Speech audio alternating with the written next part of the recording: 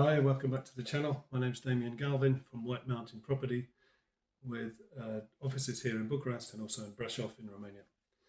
One of the questions we get frequently is the eligibility of non-residents and non-Romanians to own real estate in Romania.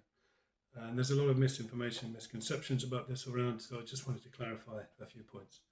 You can, depending on which country you're from, you can find out online which countries are eligible and which are not, but generally, as an approximate guide, European Union citizens are eligible to own the property and the land underneath, and countries outside that, such as the USA, Australia, and so on, are not eligible to own the land itself, but they can own the property.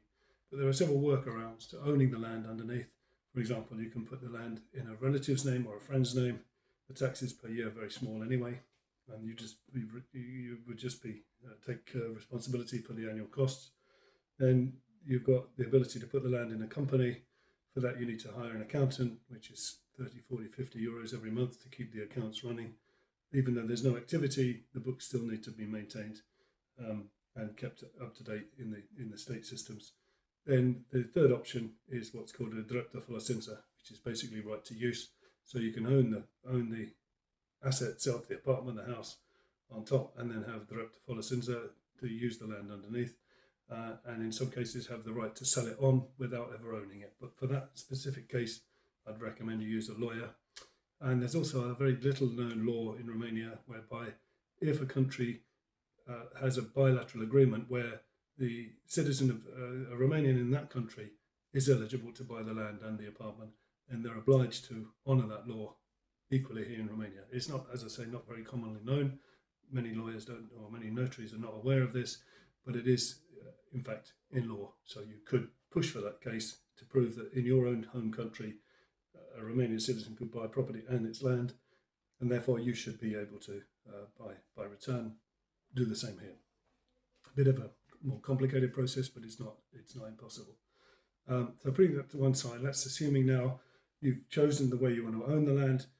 You're going to own the property in your own name, not in a company. And the land itself, you'll either put it in a company, put it in a friend's name, or just use simply a right to use, drept de folosință. Once you've established that, then the next thing is how to find the property itself. So there are a number of different methods. You can do your own searches online. You can work with a particular real estate agency. You can ask them to do searches for you, or you can just simply find an agency that has the property you're looking for. One way or the other, you'll come by what you're looking for, and there are many ways to achieve that. If you're looking purely for an investment point of view, you might simply ask on the Facebook groups, on the expat forums, expats in Bucharest, foreigners in Romania, expats in Brașov, Americans in Romania, and so on. There are probably 10 groups of expatriates on Facebook. You could ask there, for example, where are popular places to live, or where is a good place to buy an apartment, and you'll get some good tips and advice there on the key hotspots, let's say, to invest in. So once you've determined the area where you want to invest and what your budget is, an agent should be able to guide you and tell you what kind of thing you can get for that money. Of course, as always, use Google Maps to identify good quality agents with a high reputation, not just somebody with a no name or no office. This is very important because you really need quality support for the process of buying and selling in Romania. So make sure you find yourself a good quality agent with a good reputation, ideally some history and some longevity to their service, and then you can have more confidence in going forward. So once you've identified a good agency, they should be able to identify for you the kind of property you can get for your budget.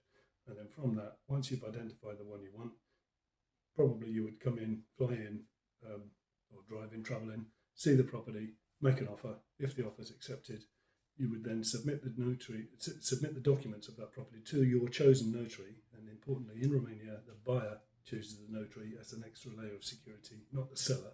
So there's no insider dealing or suspicion of that. So you would then submit a copy of the documents to the notary and ask them to check it out. Usually that takes some few days, and then if they give you the green light, you then choose an agreed sale date, either to go just to pre-contract or to final contract. Pre-contract is where you pay 5 or 10% of the deposit while you go away and generate the rest of the funds, either through credit or through sales of other assets to generate the money, or you might just go straight to the final sale if you've got the funds ready. So once you've done that, you go. Let's say you go to the pre-contract. At that stage, you commit to 5 or 10% of the selling price. You transfer that to the selling party. There'll be some clauses in there that if you change your mind, if you pull out for any reason, not because of problems related to the property, then you will forego, you'll lose that 5 or 10%. But if there are problems with the property, of course, you'll get that all back. And equally, if the selling party pulls out, changes his mind, they would lose the same proportionate amount, 5 or 10% of the whatever's in the pre-contract agreement, but it's typically 5 to 10%. Once you've done that, followed that, completed that stage, you've committed to the both parties have committed to the sale. You put your 5 or 10% into the transaction. You go away and get the rest of your funds, and then you come back to the notary in some days or weeks, and you complete the final contract, transfer the remaining 90%. The notary will then ask you for proof of transfer of that remaining balance, and also ask the selling party for proof of receipt of that. Once the notary has seen both of those evidences, he will then transfer the ownership in the land registry from the selling party's name to your name. That typically takes between 1 and 2 weeks. An extra layer of security you might want to add in there is to hire a lawyer in parallel to the notary to double check the papers, an extra layer of due diligence. So typically that might cost some few hundreds of euros, 200 to 500 euros, depending on the complexity of the paperwork.